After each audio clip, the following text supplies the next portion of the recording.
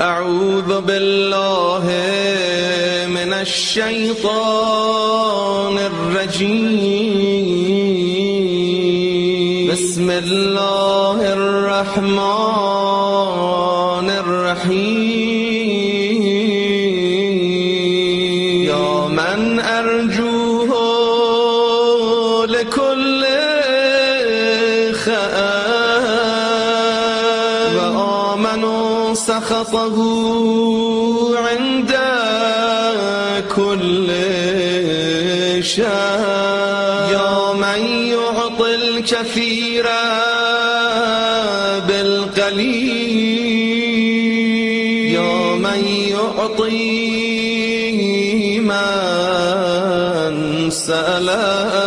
يا من يعطي من لم يسأله ومن لم يعرفه تحننا منه ورحمة. أعطني بمسألتي إياه جميع خير الدنيا وجميع خير الآخرة، واصرف عني بمسألتي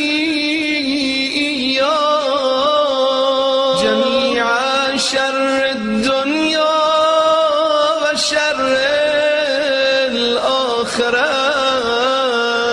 فإنه غير منقوص ما أعطي.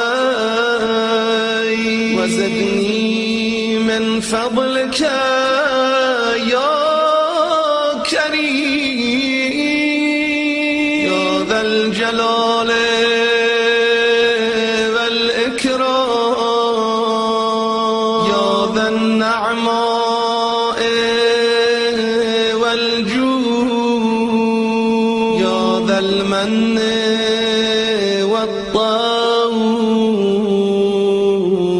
حرم شيبتي على النار.